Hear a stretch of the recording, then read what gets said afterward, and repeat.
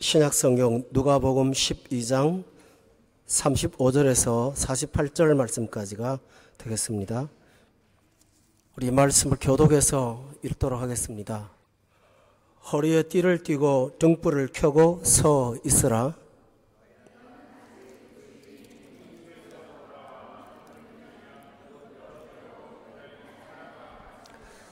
주인이 와서 깨어 있는 것을 보면 그 종들은 복이 있으리로다. 내가 진실로 너에게 이르노니 주인이 띠를 띠고 그 종들을 자리에 앉히고 나와 수종 들리라.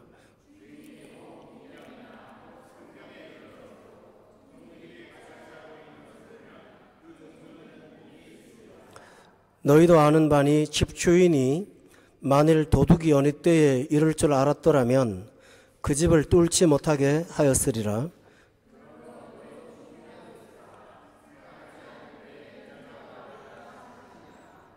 베드로가 여짜오되 주께서 이 비유를 우리에게 하심이니까 모든 사람에게 하심이니까.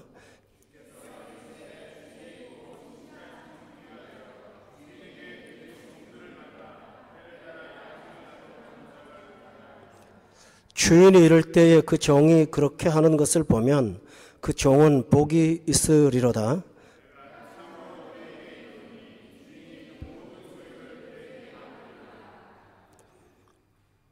만일 그 종이 마음에 생각하기를 주인이 더디 오리라 하여 남녀 종들을 때리며 먹고 마시고 취하게 되면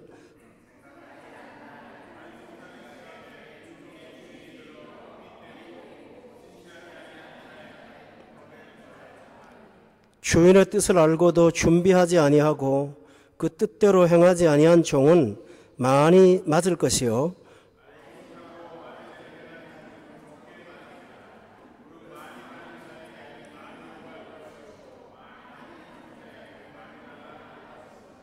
아멘.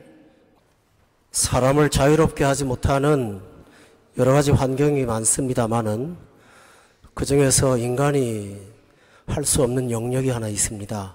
그것은 시간입니다.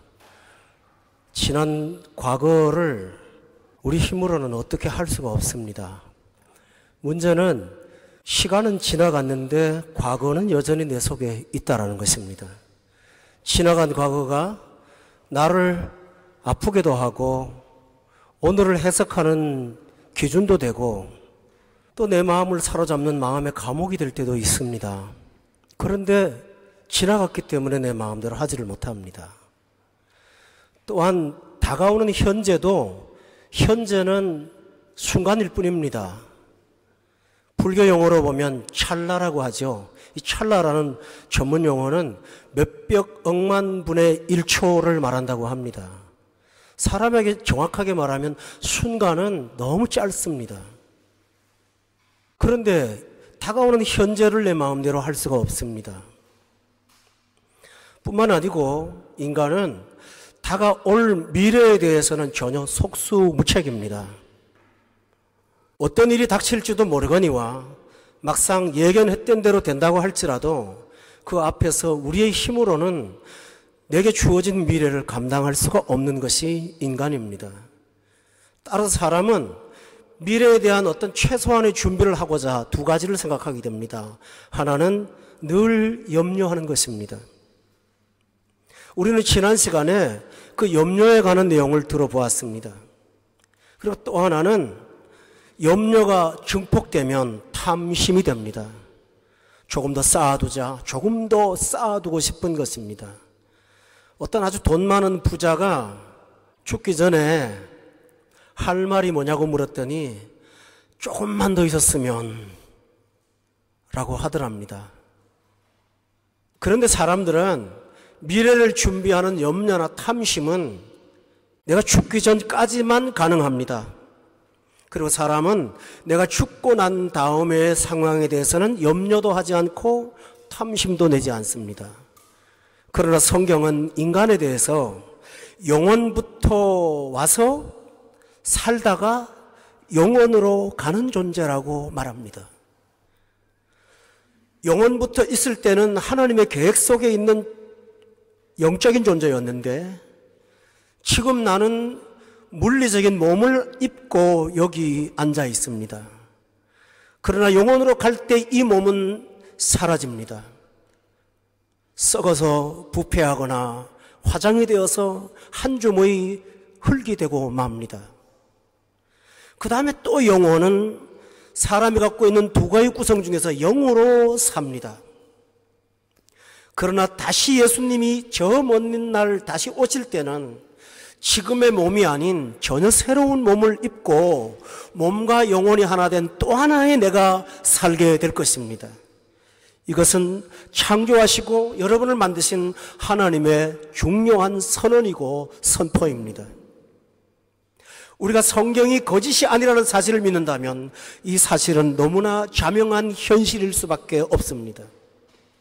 그런데 많은 사람들은 죽음 다음의 문제에 대해서는 준비하지 않습니다. 죽음 다음에 내 후손이 잘 사는 문제는 걱정합니다만 죽음 다음의 내 영혼에 대해서는 전혀 고려사항이 되지를 않습니다. 이러한 인간의 약점을 아시는 예수님께서는 2시간을 통해서 탐심에 관한 말씀을 하시고 염려에 관한 말씀을 하신 다음에 영혼에 관한 이야기를 오늘 본문에서 하고 계십니다. 따라서 우리는 주님이 말씀하시는 영혼에 대한 그 관점을 우리도 가져야 되는 것입니다. 세상의 첫 번째 종말이 왔을 때가 한 번 있었습니다. 기원전에 노아라는 사람이 살았을 때 하나님께서 이 세상을 쓸어버리고 다시 한번 새롭게 하고자 하시는 마음 때문에 홍수로 이 세상을 심판한 적이 있습니다. 그때 40일 동안 밤낮으로 비가 내렸을 뿐만 아니라 기품의 샘인 지하수가 터지고 하늘의 창이 열려서 온 세상이 물로 다 잠기게 되었습니다.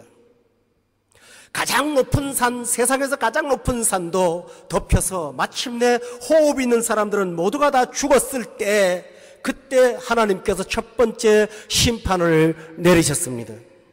이 심판은 다가올 종말에 대한 하나님의 경고요 예고편이라고 말씀하셨습니다. 그때 사람들의 문제가 뭐냐 하면 먹고 마시고 장가들고 시집가고 일상의 생활을 하고 탐심과 염려를 갖고 있었지만 종말을 의식하지 않고 살다가 그들은 다 멸망당했습니다. 오늘 여러분의 마음은 어디에 고정되어 있습니까? 우리가 또 하나 알아야 될 사실은 이 세상의 삶이 길지 않다는 것입니다. 너무 짧다는 것입니다. 여러분, 제가 지금 여기 서 있는데 얼마나 젊게 보입니까? 그러나 제게 주어진 시간이 그다지 많지가 않습니다. 집에서 제가 은퇴하는 날까지 주일을 계산해 봤더니 1000주가 아니고 몇백 주밖에 안 돼요. 몇백 번 예배 드리면 다 끝나는 거예요. 그것도 수명이 보장된다는 단서하에 하나님이 만약에 데려가신다면 오늘이라도 내 생은 그렇게 길지가 않은 것입니다. 그래서 시편 기자는 말하기를 인생의 길이는 아침에 깨어나서 저녁에 피고 지는 들풀과 같은 너무나 짧은 존재라고 말씀하고 있습니다. 그런데 그 인생의 마지막은 독특하거나 어떤 특별한 케이스가 아니라 아주 일반적입니다. 성경은 말하기를 하나님께서 인생을 데려가시는데 홍수처럼 쓸어가신다고 했습니다. 어떤 통계학자는 하루에 전 세계 인구 중에서 200만 명이 이 세상을 떠난다고 합니다. 그러나 우리는 이 사실을 잘 생각하지 못하고 있습니다. 따라서 이 세상의 다음 세상은 우리 개인의 종말과 이 세상이 멸망하는 우주 종말이 있습니다. 그리고 중요한 사실은 세상은 그냥 끝나는 것이 아니라 하늘나라로 구름 타고 올라가신 예수님께서 이 땅에 다시 오신다는 사실입니다. 그러므로 종말은 세상의 끝이 아니고 엄격한 말로는 재림하시는 예수님께서 심판하시는 심판과 그 다음의 세상이 있는 새로운 세상을 향한 새로운 시작입니다. 근데 그 세상은 두 가지로 나누어집니다. 두 장소로 나뉘어집니다. 지금은 수백 개의 나라가 있고, 지금은 남쪽과 북쪽이 있고, 지금은 흑인과 백인이 있고, 지금은 아시아가 유러피언이 있고 아메리칸 사람이 있지만은, 그때는 국적과 민족과 피부 색깔을 초월한 전혀 다른 두 종류의 나누임이 있다고 말합니다. 성경은 한 사람은 가고 한 사람은 남는다고 했습니다. 그것을 일으켜서 또 heaven, 천국입니다. 그리고 hell입니다. 인간의 갈 곳은 두 종류로 나누어집니다. 중간 지대는 없습니다. 이것은 저의 주장이 아닙니다. 성경의 강력한 말씀입니다. 아니, 성경의 빈도수를 말해도 엄청나게 많이 나오는 이야기입니다. 우리는 세상 끝날 다음에 우리의 생은 위에 가 있든지 아래에 가 있든지 둘 중에 하나일 것입니다. 이 이야기를 창세기 19장에 보면 소돔과 고모라라는 조그만 동네가 불로 멸망할 때가 있었습니다. 하나님이 국부적으로 심판하실 때가 있었어요. 그때 천사가 찾아왔습니다. 롯이라는 사람한테, 롯에게 이 성이 내일 아침 이전에 멸망할 터니 너는 너와 가까운 친족들을 얼른 이끌고 빨리 대피하라고 가르쳐 주었습니다.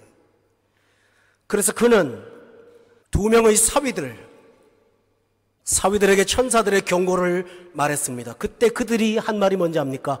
농담으로 여겼더라.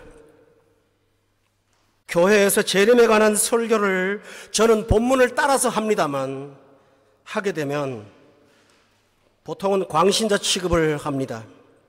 지적인 수준이 낮아서 이 시대를 잘 모르고 하는 소리로 말하고 있습니다.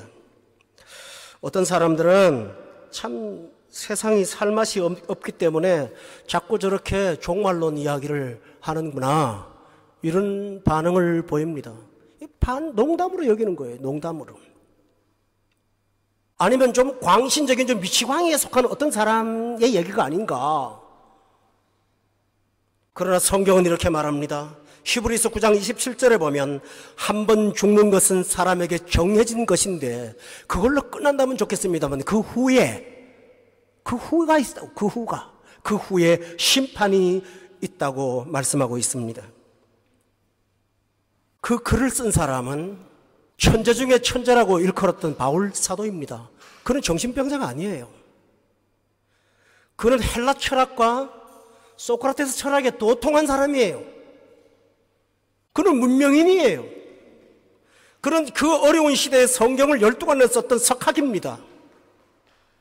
논리적으로 그 사람을 당해낼 수 없는 대단히 똑똑한 사람이었습니다. 그러나 그는 이상한 계시를 받아서가 아니라 냉철하게 하나님의 뜻을 밝혀서 세상은 죽음 다음에 심판이 있을 것이라고 분명히 말을 했습니다. 그리고 그날은 성경은 말합니다. 도둑같이 예고 없이 알지 못하는 시각이라고 46절에 말하면서 우리가 인지하지 못하는 그 시간에 불현듯 다가올 것이라고 말씀하고 있습니다. 어떤 비기독교적인 주장들은 날짜를 명시하지만 그것은 거짓말입니다. 성경은 결코 날짜를 가르쳐 준 적이 없습니다. 그러나 분명한 사실은 그날이 예고치 않게 오실 거라는 사실을 말하고 있습니다. 그런데 우리는 종말의 증거를 하나님 말씀하신 날짜를 모르지만 시대를 볼 때 금방 알 수 있는 몇 가지가 있습니다. 첫째로는 뭐냐 하면 인간들은 자아를 숭배합니다. 이게 세상의 마지막 때입니다. 디모데 후서에서 바울 사도는 말하기를 사람은 세 가지 우상이 있는데 자기를 너무너무 사랑하는 거예요. 그리고 돈을 사랑하는 거예요. 그리고 쾌락을 하나님보다 더 사랑하는 것입니다. 이것이 마지막 때의 징조라고 성경은 기록하고 있습니다. 마지막 때의 특징이 뭐냐? 자기 사랑, 돈 사랑, 쾌락 사랑. 여러분 사실 잡지나 텔레비전이나 인터넷 보십시오. 자기 사랑, 돈 사랑, 쾌락 사랑 빼놓고 뭐 있습니까? 뭐 있으세요? 없어요. 그 교육방송인 EBS 있잖아요. EBS 참 좋은 프로들이 많아요. 어떨 때는 하버드 교수도 나와서 강의하고 그 참 좋은 강의인데요. 그거는 시청률이 너무 떨어져서 공중파 방송에서 쓰지를 못해요. 그러니까 한다는 게 뭐 2박 3일 또 뭐예요? 왕대박 어떻고 뭐예요? 그죠? 어떤 분 보면은 찜질방에 앉아서 남자들끼리 이렇게 대화하는 것도 있더만요.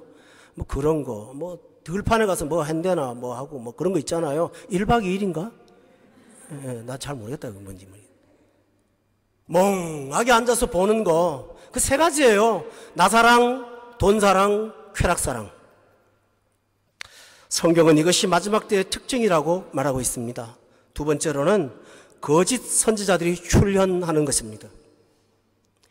빌리 그레이엄 목사님은 중생하지 못한 위선적인 기독교인들은 큰 교회를 선호하는 경향이 말세가 되면 더욱더 강해질 것이라고 말했습니다. 자신들이 세워놓은 기준 안에서 비위를 맞춰주는 좋은 이야기라면 선호를 합니다. 아픈 곳을 찌르면 피하고 바른 말 하는 자는 미련한 자로 취급하면서 많은 위선자들이 교회로 몰려갈 거라고 경고했습니다. 디모데후서 4장 3절로부터 4절에 보면 때가 이를 때 사람이 바른 교훈을 받지 않고 기가 가려워서 자기 사욕을 쫓을 스승을 많이 두고 또 귀를 즐겨서 돌이켜 허탄한 이야기를 쫓을 것이라고 마지막 때를 묘사하고 있습니다. 어떤 분이 큰 교회에 옮겨갔어요. 큰 교회는 큰 교회가 될 만한 좋은 점들이 많이 있어요. 근데 담임 목사님 이름을 잘 모르더라고요. 그런 경우도 있더라고요. 부목사님 이름은 더더욱이나 모르고요. 그 목사님 되게 유명한데 잘 모르세요. 이름을 알고 모르는 건 중요한 건 아니지만 그만큼 그에게는 그 교회를 이끌어가는 목사님의 영혼이 어떤 분인가를 가져야 되는 그 관심이 없는 거예요. 따라서 자기한테 듣기 좋은 말만 한다면, 내게 편안한 분위기만 있다면 몰려가는 많은 대중들을 보면서 이때가 바로 마지막 때의 특징이라고 성경은 말하고 있습니다.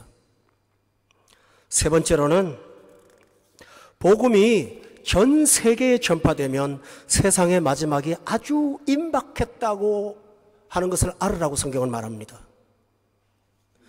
예수님은 세상 끝까지 복음이 전해지면 그때 끝이 온다고 분명히 말씀하셨는데, 놀랍게도 인터넷이 발명된 이후에 복음이 들어가지 않은 곳은 존재하지 않습니다.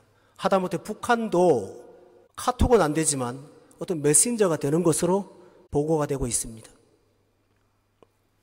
인터넷과 매스컴의 발달로 새로운 혁명의 시대가 돌아있기 때문에 복음을 듣지 못하는 자는 거의 없습니다. 따라서 복음이 세상 끝까지 전파되었다고 할 수 있겠습니다. 주님이 오실 날이 그다지 멀지 않다는 거예요. 또 하나 중요한 마지막 때의 특징은 인간이 만들어 놓은 무기들이 인간이 통제할 수 없는 상태까지 이르렀다는 것입니다. 사람이 만들어 놓은 원자탄과 핵폭탄은 지구를 10번 이상으로도 파괴시키고 남을 만큼 그 양이 많아졌습니다. 그런데 어떤 정신 나간 미친 지도자가 술 한잔 먹고 기분 내키는 대로 단추 한번 눌려버리면 콩가루 되는 게 세상입니다. 안전장치가 없어요. 제일 무서운 나라가 북한이래요. 북한의 핵이 제일 무섭대요. 다른 나라는 기술이 발달해갖고 내가 쏘고 싶은 데 가서 딱 쏘면 맞는데, 북한은 기술이 덜 발달해서 쏘면 어디로 갈지 몰라갖고 미국 사람들이 제일 불안해한대요. 레이더가 어떻게 할지를 감을 못 잡는 거예요. 어디로 떨어질지를 모르는 거예요. 그 영어로 랜덤이라고 그러죠. 랜덤 핵폭탄이에요. 지금 우리가 그런 시대에 살고 있다고요. 한 잔 묻고 랜덤 폭탄을 한번 떨어뜨리면 어디로 날아갈지 아무도 몰라요. 그 고성 패트리어트 미사일이 그걸 잡으려고 아무리 고도를 맞춰놔도 어디로 갈지를 모르는데 어떻게 잡습니까? 따라서 이 세상은 오늘이라도 마지막이 올 수 있지만, 그러나 안심하십시오. 주님은 이것은 세상의 끝이 아니라고. 도처에 전쟁과 기근이 일어날 것이지만 그거는 끝은 아니라고. 끝은 세상 끝날의 끝에까지 복음이 전파될 때 그제야 끝이 오리라고. 왜 그럴까요? 하나님이 모든 사람한테 기회를 준 다음에는 정리를 하시겠다, 그런 내용입니다. 중요한 사실은 종말은 파괴에 초점이 있지 않습니다. 세상의 멸망에 초점이 있지 않고 예수님의 재림에 초점이 있습니다. 주님이 다시 오신다는 사실입니다. 영화로 만드는 종말의 사건은 전부 다 파괴와 몰락만 얘기합니다. 그러나 성경은 그 마지막 때가 주님이 다시 오실 때라는 사실을 강조하고 있습니다. 따라서 이것은 양극단을 만듭니다. 예수 그리스도를 믿는 하나님의 자녀들에게 예수님의 재림은 불행이나 비극이나 괴로움과 고통의 사건이 절대 아닙니다. 그것은 사모하고 기다렸던 주님이 오셔서 새하늘과 새 땅을 만드는 시작이기 때문에 정말 예수를 믿는 사람들이라면 아멘 주 예수여 어서 오시옵소서 오히려 재림을 사모하고 기다릴 수가 있습니다. 그러나 그리스도를 영접하지 않은 사람들이라면 그 재림 앞에 여러분은 여러분의 인생을 스스로가 책임져야 될 것입니다. 따라서 어떤 목사님은 말하기를 이 세상의 종말이 무서운 것이 아니라 종말을 준비하지 않는 사람들의 자세가 무서운 것이라고 했습니다. 여러분은 어떠십니까? 준비하고 있습니까? 종말을 준비하지 않는 사람들의 특징이 본문에 나옵니다. 본문 40절을 보면 생각하지 않은 때라고 되어 있습니다. 오늘 이 설교를 들으실 전에 이 종말에 관한 얘기는 어디 좀 이상한 그 FX 소설 같은 데서만 나오는 걸로 생각하시지 생각 자체가 없었던 분이 혹시 계시지 않습니까? 이들은 생각이 없습니다. 거기에 대한 마음의 투자가 전혀 없습니다. 아니 조금도 고려사항이 아닙니다. 종말을 준비하지 않는 사람의 특징은 생각이 없다는 것입니다. 그러나 예민한 사람은 오늘이라도 주님이 오신다면 내가 그 앞에 부끄러움 없이 설 수 있을까? 그 사실을 의식하고 있습니다. 오늘이라도 주님 오신다면 내 앞에 섰을 때 내가 그 앞에 가서 담대하게 하나님 내가 이렇게 살았습니다 하고 자신 있게 말할 수 있는 담대함이 있는가? 또 어떤 사람은 조금 종말은 인정을 합니다. 그러나 45절에 보면 그는 이렇게 생각합니다. 조금 생각이 있어요. 만일 그 종의 마음에 생각이 있는데 어떤 생각이냐면 더디 올 거야 라는 생각을 합니다. 긴박성을 의지하지 않는 거예요. 조금 나은 사람이에요. 아예 생각이 없는 사람보다는 좀 나은 사람이지만은 그는 자기 스스로 생각에 더디 올 거야. 하나님의 주권자이신 능력이 오시는 것을 내가 생각한다고 안 오고 더디 오고 천천히 옵니까? 그런데 어리석은 사람들은 내 생각을 의지하고 내 생각을 스탠다드로 생각합니다. 성경의 기준보다는 그 오기를 올 거야 아마. 뭐 세상 마지막 때가 다 있지는 않겠어? 그러나 지금 당장 오진 않을 거야. 더디 올 거야. 이 더디 온다는 생각 때문에 행동으로 옮겨지는데 45절에 보면 더디 오리라 하여 남녀 종들을 때리고 먹고 마시고 취하게 된다고 돼 있어요. 방탕과 방종과 자기 삶을 무절제하는 데 살면서 심판에 대한 두려움을 갖지 못한다라는 것입니다. 인생을 이기적으로 사는 것입니다. 47절에 보면 또 세 번째 부류의 사람이 나옵니다. 그 사람은 주인의 뜻을 알기는 하지만 준비는 안 합니다. 47절에 다 같이 한번 읽어볼까요? 47절 시작.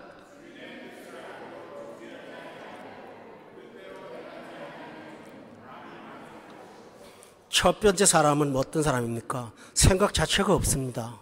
여러분은 어느 유형입니까? 두 번째 사람은 생각은 있지만 시간을 그렇게 긴박하게 느끼지 않습니다. 세 번째 사람은 뜻을 다 알고 있지만 아는 걸로 끝나지 종말을 준비하지 않고 의식하지 않습니다. 세 사람은 양태는 다르지만 동일한 것입니다. 성도 여러분, 인생이 보통 성경에 보면 70 내지 80을 산다고 돼 있어요. 더 살긴 하지만 그래도 몸이 움직일 수 있는 나이는 그 정도밖에 안 된다라는 말이겠죠. 근데 그 다음에는요, 그 다음에 가는 생활의 세상에 대해서는 시간이 꼭 따라 붙는 게 있어요. 영원, 영생, 영벌. 앞에 영원이라는 단어가 항상 붙어요. 이 땅에서 사는 생이 그렇게 길지 않은데 이 세상과는 그 세상과 비교할 수가 없는데 문제는 뭐냐 하면 죽음 다음에 사람한테는 기회가 없다는 거예요. 기회가 없다는 거예요. 죽음 다음에 그의 고백은 아무런 기회가 없어요. 따라서 여러분에게 하나님은 살아있는 날 동안 이 기회에서 떠나지 말기를, 이 기회를 붙잡기를 원하고 있는 것입니다. 문제는 내 개인의 삶도 오늘이 마지막일지 내일이 마지막일지 누가 장담할 수 있겠습니까? 그러므로 언제나 우리가 지혜로운 사람이라면 이 복음의 말씀을 들을 때 지체하지 않고 나를 구원하기 위해서 십자가에 달리신 예수 그리스도를 구원자로 얼른 급하게 영접하시기를 바랍니다. 세례 요한은 이렇게 말했습니다. 예수님 비유하시기를 천국은 불난 집에서 침노하는 자가 들어가는 것처럼 침노하는 자의 것이라고 했습니다. 천국은 유람선을 타고 가는 것이 아니라 침노하는 사람의 것이니 여러분이 긴박한 자세를 갖고 오늘 이 말씀을 들을 때 주 예수 그리스도를 구원자로 영접한다면 여러분은 종말을 준비하는 구원의 대열에 분명히 들어가게 될 것입니다. 여러분 저기 강원도 경선이나 함백에 가면 그 옛날 탄광이 있어요. 들어가 보신 적 있나요?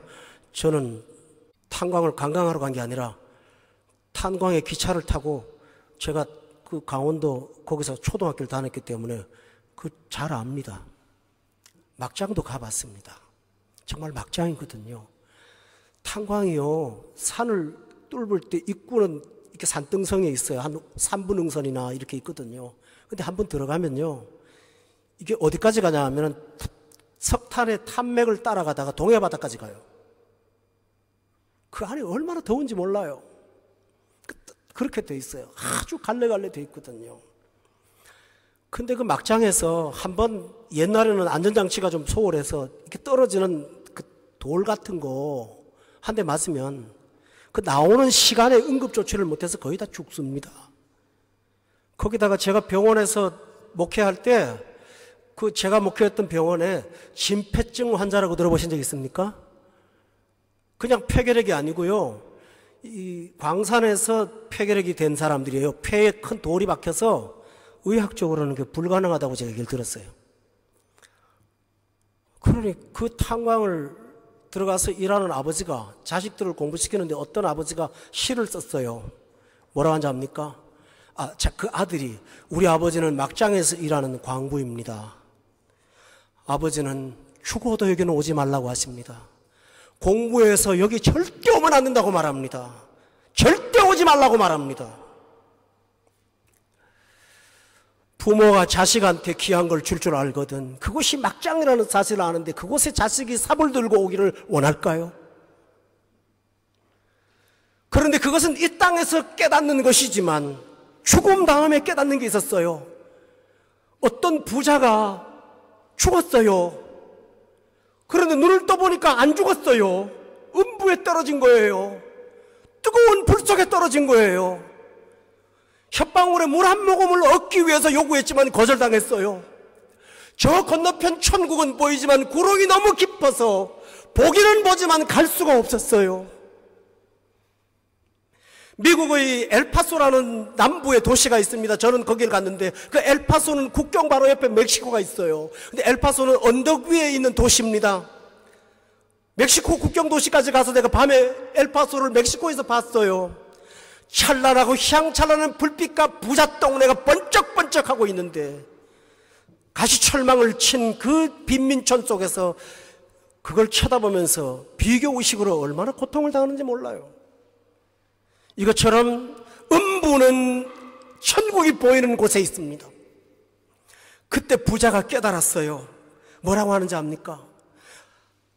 아브라함한테 요청합니다. 그때서야 간절히 요청합니다. 아직도 죽지 않고 살아있는 내 형제 5이 그 땅에 살고 있는데 여기 죽어서 올라온 나사로를 잠깐만 좀 출장을 보내서 복음을 전하면 그 사람들은 여기 오지 않을 거 아니냐고, 그렇게 좀 해달라고. 그랬더니 하나님께서 하시는 음성이 뭔지 압니까? 나사로가 살아서 돌아간다 할지라도 저들은 믿지 않을 거야. 그런 걸로 믿는 게 아니야. 그들 중에 목회자가 있고 그들 중에 선자가 있고 그들 중에 말씀을 전하는 자가 있으니 그들에게 차라리 들으라고 해. 성경의 예수님이 직접 하신 비유입니다. 죽음 다음에는 자기가 걸어온 그 길을 자녀들이, 살아있는 자녀들이 걷기를 원치 않는 죽음의 영혼들이 절규가 있다는 사실을 기억합니까? 제사상 앞에서 여러분이 엎드려 절할 때 그 영혼이 만일에 안다면 이러지 마라 제발. 이거 헛짓이야. 이걸 왜 하고 있어? 너 차면 너라 차라리 교회를 가 하고 아마 그럴 겁니다. 따라서 성도 여러분, 오늘 성경의 말씀을 우리가 자주 할 수 있겠습니까? 저는 누가복음을 순서대로 강의하고 있습니다. 여러분 아시잖아요. 이 본문을 또다시 다루지는 않을 것입니다. 매주 다루면 우리 교회 이단이라고 그럴 거예요. 그러니 기회입니다. 종교인이 되지 마십시오. 예수님을 믿는 사람이 되시기를 바랍니다. 여러분에게 엄청난 것을 요구하지 않아요. 하나님께서 대단한 거 요구하지 않아요. 낮예배 나왔으니까 저녁예배에 꼬박꼬박 나와. 그건 여러분의 믿음의 수준과 관계있지 구원의 본질과 관련이 있지는 않아요. 뭐 빠질 수도 있을 수 있어. 그럼 다 나와야 돼요. 그렇지만 여러분이 예수님을 영접하는 거고 아닌 것은 그거 어떻게 보면 쉬운 일 아닙니까? 어려운 일이 하나도 아니에요. 제가 설계 세례받기 전에 여러분한테 영접 기도를 한번 하시죠. 아주 신중하게 노를 하세요. 대부분 다 신중하게 노를 하세요. 뭐 그런다고 돈이 듭니까? 뭐가 듭니까? 쉬운데 신중하게 거절하시더라고요. 여러분 중에 지금 장본인들이 여기 있어요. 거절할 게 따로 있지 않습니까? 저한테 어떤 분이 그러더군요. 세례를 받으면 뭐가 변화지는 게 있냐고요. 아무것도 없다고. 아무것도 없어요. 뭐 대단한 거 아니에요. 그러나 여러분이 입으로 고백한 그것은 하나님 앞에는 대단한 거예요. 하나님 앞에는 인생을 바꾸는 놀라운 변화의 시점이에요. 할렐루야. 표면상으로는 달라진 게 아무것도 없다고요. 목사가 세례 받았으니까 다음 주부터 뭘 해, 돈을 내. 내가 그러지 않아요. 그래 본 적이 없어요. 그러나 여러분의 영혼은 바뀌어요. 분명히 소속이 어둠에서 빛으로, 사탄의 역사에서 하나님의 자녀로, 영벌에서 영생으로 옮겨지는 놀라운 은혜가 그 고백에서 있게 될 줄로 저는 믿습니다. 여러분 따라합시다. 사람이 마음으로 믿어 의에 이르고 입으로 시인하여 구원에 이르느니라. 성경이 말씀하셨어요. 마음으로 믿었어요. 입으로 시인하세요. 고백하세요. 그것이 여러분에게 인생을 바꾸는 너무나 중요한 일입니다. 그런데 오늘 본문에 보면 종말을 준비하는 사람들이 있습니다. 여러분이 이 대열에 끼기를 바라서 이 말씀을 전하겠습니다. 37절에 보면 주인이 와서 그 다음에 한번 따라합시다. 깨어있는 자. 깨어있는 것을 보면 그 종들은 참 복 있다라고 했습니다. 깨어있는 사람. 종말을 준비하는 사람의 특성은 깨어있다라는 것입니다. 무엇에 깨어있다는 말입니까? 이 세상 일상에 취해서 잊어버리고 사는 것이 아니라 이 종말에 대한 의식이 너무 민감하지는 않지만 오늘이라도 주님 앞에 갈 수 있다는 사실을 자세로 철저하게 준비하고 사는 것입니다. 부끄러운 얘기지만 제가 가끔 해외로 나가거나 한국에 휴가를 가거나 사람 일을 모르잖아요. 그러니까 가기 전에 집을 정리를 깨끗하게 합니다. 정리를 딱 하고 서랍도 깨끗하게 정리하고. 왜 그런지 압니까? 제가 다시는 못 온다면 제 흔적들이 거기 남을 거니까. 준비해야 되니까. 그 자세로 살아요. 오늘 하루의 마감이 내일 주님 만날 수 있다, 이 생각이 들더라고요. 그래서 그게 있다 보니까 설교할 때 과격도 해지고 뜨거워지고 울기도 하고 한탄도 하고 화도 나고 기쁘기도 하고 감정이 아주 칠면조 같아요. 왜 그럴까요? 죄림에 대해서 제가 깨어있기 때문입니다. 깨어있는 사람은 준비합니다. 등에 손에 등불을 들고 주님이 오실 날을 준비하는 것처럼, 슬기로운 처녀처럼 오늘 하루하루를 준비하며 사는 사람이 될 수가 있습니다. 깨어있는 사람의 두 번째는 42절에 보면 깨어있는 사람은 지혜 있고 진실한 청지기로서 살아가는데 주인에게 그 집 종들을 맡아 때를 따라 양식을 나누어주며 산다라고 되어 있습니다. 여러분, 얼마 전 필리핀에 그 폭풍이 나서 많은 사람들이 죽고 그럴 때 미국에서 자국민을 보호하기 위해서 군용기를 보냈다고 합니다. 그때 군용기를 타려고 하는 사람들이 많겠죠. 그렇지만 자국민을 위한 거니까 신분을 확인하고 하지 않겠습니까? 그때 자국민한테 그 군인 중에 그걸 맡은 사람이 나누어 주는 게 뭘까요? 그 비행기 탈 수 있는 비행기 티켓을 나눠주는 거 아니겠습니까? 만일에 쌀을 나눠주면 어떻게 될까요? 나는 타지 말고 먹고 달다가 죽으라는 말인가? 그럴까요? 안 그럴까요? 만일에 버터를 나눠준다면 이 버터 받아서 빵을 만들어 먹고 그냥 참으라는 건가? 그럴 거 아니에요. 옷을 나누어 준다면 추운 겨울에 독하게 좀 참고 지내라고 하는 걸 거 아닙니까? 티켓을 줄 때 어떡할까요? 너무 좋겠죠. 거기 비행장, 임시 비행장 거주지에서 모여있는 하염없이 앉는 군중들이 원하는 것은 쌀도 옷도 의약품도 아닙니다. 티켓입니다. 그거 하나 받으려고 굶어 죽어가면서 거기 서 있는 것입니다. 몇 날 몇 밤을 지키고 있는 것입니다. 그때 쌀을 준다고 고마워할까요? 아니요. 티켓을 주면 얼마나 고마워할까요? 제가 티켓이라는 말을 써서 죄송하지만 이것은 성경의 적절한 비유는 아닙니다만은 여러분의 생명을 지옥에서부터 건져내는 영혼의 티켓을 여러분이 받을 수 있다면 그걸 나눠주는 사람은 얼마나 행복한 사람일까요? 마지막 때의 목회자나 마지막 때의 종들이나 마지막 때의 하나님의 사람들이 꼭 하고 싶은 일은 이 티켓, 구원의 소식을, 양식을 나누어주는 거, 이게 마지막 때의 사람의 특징입니다.